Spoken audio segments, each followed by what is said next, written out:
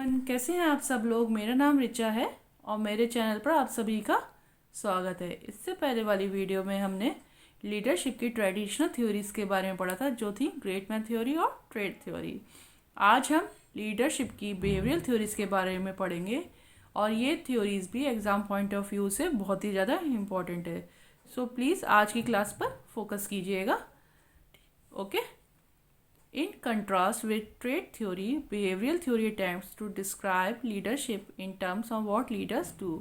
बिल्कुल क्लियर यहाँ पर लिखा हुआ है कि ट्रेड थ्योरी में तो हम क्या करते थे, लीडरशिप के ट्रेड्स पर फोकस करते थे, लेकिन बिहेवियरल थ्योरी में हम क्या करेंगे कि लीडर क्या कर रहा है, इस बात पर हम ध्यान देंगे। ठीक है, लिखा भी है, while trait theory seeks to explain leadership on the basis of what leaders are, leadership is shown by a person's act more than by his traits.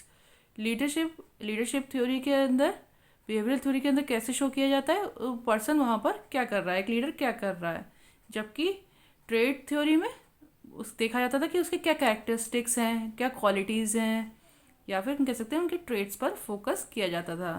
एक बार मैं फिर से एक्सप्लेन कर देती हूँ कि जो बिहेवियरल थ्योरीज होती हैं वो लीडरशिप के बिहेवियर पर फोकस करती हैं कि उनका बिहेवियरल स्टाइल क्या है, लीडरशिप स्टाइल उनका क्या है।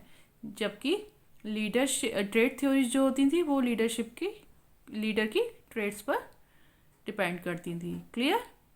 और यहाँ पर जो बिहेवियरल थ्योरीज हैं वो 4 प्रकार की होती हैं।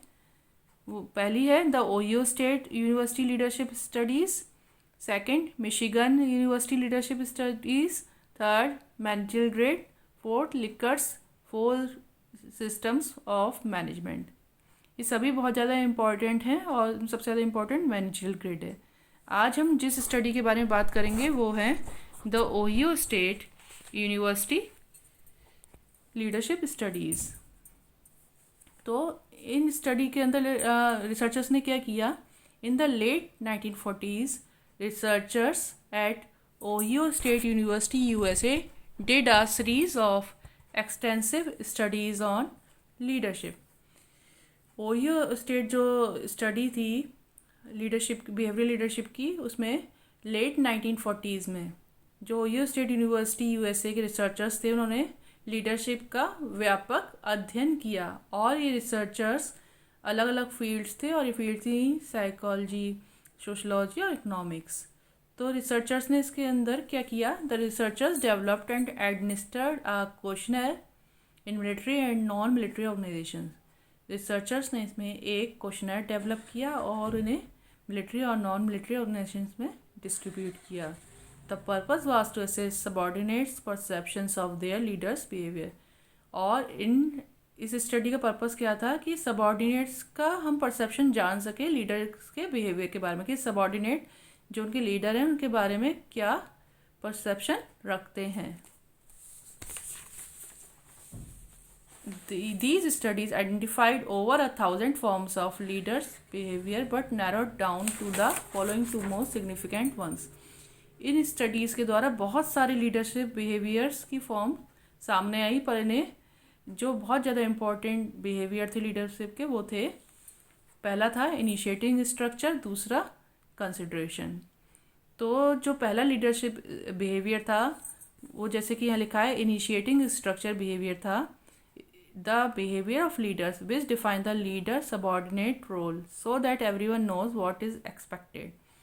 तो ये जो लीडरशिप बिहेवियर था इसमें लीडर जो होता है किसी भी काम को करने का इनिशिएटिव लेता है कि काम कैसे किया जाएगा, और शुरुआत ही उस काम की लीडर करता है। और जो लीडर होता है इसमें बहुत ही ज़्यादा प्रोडक्शन ओरिएंटेड होता है। तो इसमें लीडर सबऑर्डिनेट रोल बहुत ही ज़्यादा क्लियर होते हैं और सबको पता होता है कि उनसे क्या एक्सपेक्ट किया जा रहा है।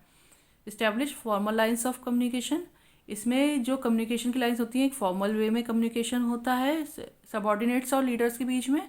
And determine how task will be perform, और बहुत ही क्लियरली डिटरमाइन किया जाता है कि जो काम होना है वो कैसे और किसके द्वारा होना है। और सेकंड जो लीडरशिप बिहेवियर था वो था consideration behaviour. The behaviour of leaders who are concern for subordinates and attempt to establish a warm friendlier supportive climate. Consideration behaviour के अंदर हम देखते हैं लीडर होता है जो उसके सबॉर्डिनेट्स होते हैं उनके साथ बहुत ही अच्छा रिलेशनशिप इस्टेब्लिश करने की कोशिश करता है और उनके बीच में एक वार्म, फ्रेंडली और सपोर्टिव क्लाइमेट रहता है जिससे कि वो अच्छे से काम कर सकें। यानी कि लीडर जो होता है इस बिहेवियर के अंदर बहुत ही ज़्यादा कंसर्न्ड होता है अपने सबॉर्डिनेट्स के लिए कि उनकी फीलिंग्स, उनके भले के बारे में सोचता है। तो हमने जाना कि जो ओयो स्टेट स्टडीज़ थी उसमें दो इम्पॉर्टेंट बिहेवियर निकल के सामने आए लीडर के। पहला बिहेवियर था initiating structure behaviour, second consideration.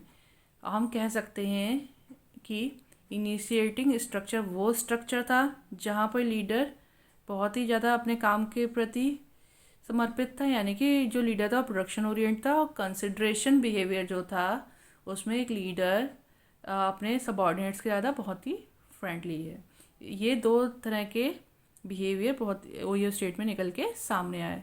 और ये दो बिहेवियर ऐसा नहीं है कहीं पर अकेला एक ही बिहेवियर काम कर रहा होगा, हम ज़्यादातर इन दोनों बिहेवियर का मिक्सचर ही सामने आता है। कहीं पर इनिशिएटिंग स्ट्रक्चर ज़्यादा होगा, कहीं पे कंसिडरेशन बिहेवियर ज़्यादा होगा एक लीडर का।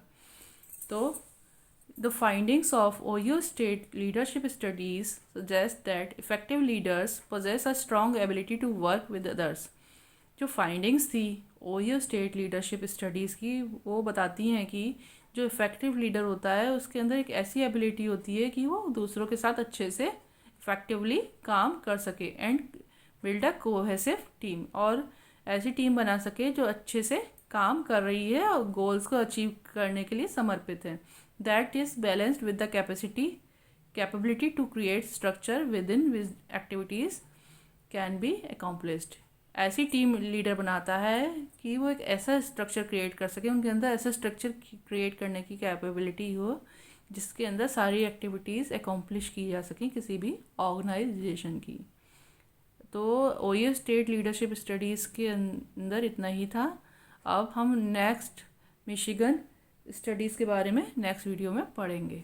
Thank you. आज की वीडियो के लिए इतना ही। प्लीज़ आप लोगों का फीडबैक मेरे लिए बहुत ही इम्पॉर्टेंट है, फीडबैक ज़रूर दीजिए और जो भी सुधार की या जो भी आप मुझसे चाहते हैं आगे की वीडियोज़ में आप बताइए। Thank you.